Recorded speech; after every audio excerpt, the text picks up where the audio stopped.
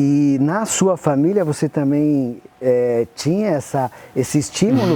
Não. Meu pai e minha mãe são médicos, né?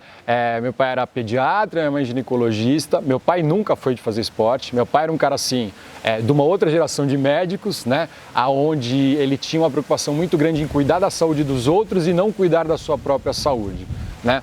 Então era um cara que assim, literalmente deu a vida para cuidar dos outros. Isso que você está colocando, né? Eu vejo até hoje com muitos amigos médicos. Eu brinco assim como médico que eu falo, quando a gente vai cuidar de um médico, é o paciente mais difícil. É mais difícil. Porque ele faz tudo errado, ele acha que ele sabe as coisas, mas na hora dele botar aquilo em prática, ó, aqui então, é um puxão de orelha para vocês médicos que estão assistindo a gente aí em casa, hein? Ouça um exemplo. Ouça um exemplo. Vamos... O mau exemplo, meu pai foi um mau exemplo com relação a isso, porque ele foi tardiamente fazer esporte, né? E aí ele começou a jogar squash com 40 anos. Então assim, só que aí, cara, o cara já tinha feito um estrago bem grande na saúde dele. Foi fumante, né? Foi fumante durante 30 anos, então assim, dormia mal, comia mal, barrigudinho, nunca foi obeso, mas era um cara barrigudinho. E assim, aí não se cuidava. Depois dos 40 anos, né, com 42 anos, ele parou de fumar com 40, com 42 ele infartou, na sequência fez uma ponte de safena, era um cara que era renal crônico de nascença, teve que fazer hemodiálise, teve que fazer transplante de rim entre vivos, mas depois dos 45 ele entendeu o seguinte, que ele precisava de médico também, que ele precisava se cuidar, né? E isso foi o que fez meu pai viver até os 77 anos. Ele faleceu com 77 anos. Se ele não tivesse mudado essa chave de se cuidar, né, de passar a fazer exame, passar a escutar o que o médico dele falava para ele. Mas isso é interessante também, porque foi a partir do momento que ele começou a ter medo de não ver os netos. Então, essa questão do primeiro... O Lucas foi o primeiro neto dele, né? E ele...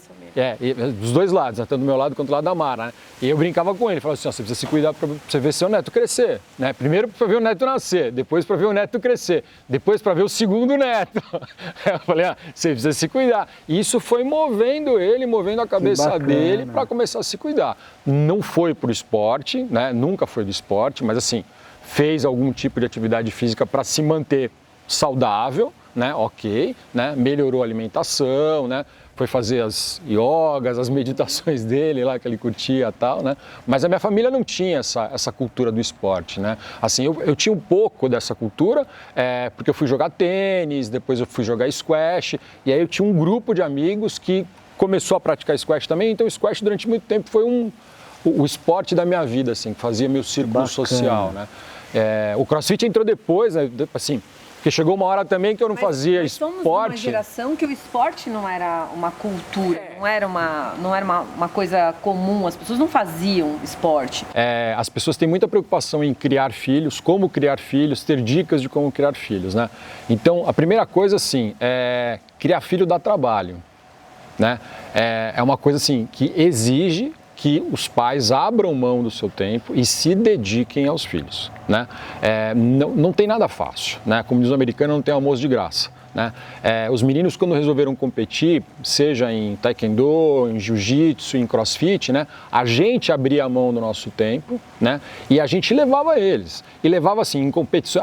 Pai, eu quero competir em, em Águas de Lindóia no domingo à tarde. Cara, vamos.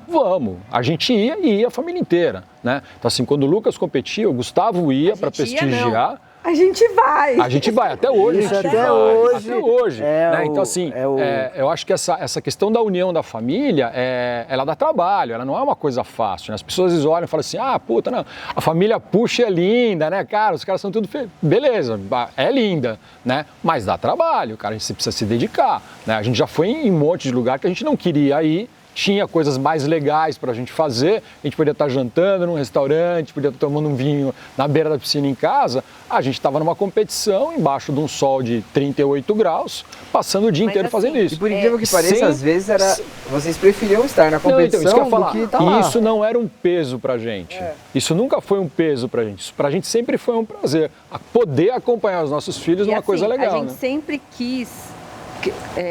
por exemplo, o Lucas ia competir, os 4 querem ir. Essa união da família, né? Por exemplo, tá todo mundo junto, né? teve uma única competição que eu acho que eu não assisti dele, né? Que eu tinha uma especialização, eu tinha aula, a minha aula era uma vez por mês, então eu não podia perder essa aula.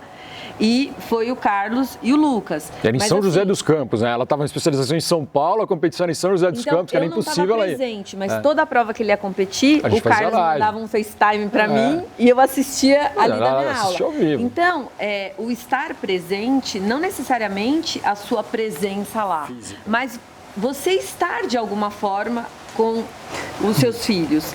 E eu acho que, complementando o que você está falando, é assim...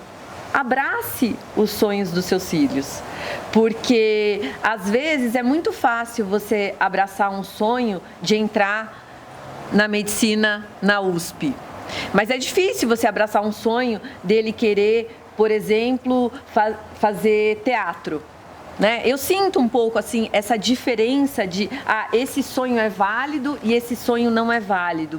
Quem impôs essa regra? Porque às vezes, na verdade, o sonho não é dos pais, né? O sonho é do filho, né? E a gente tem que abraçar o sonho do filho. A pessoa vai escolher o que ela quer de trajetória, estrada e seguir aquele sonho com apoio perfeito, Mara. O Gustavo, por exemplo, ele sempre quis participar de Olimpíada de Matemática.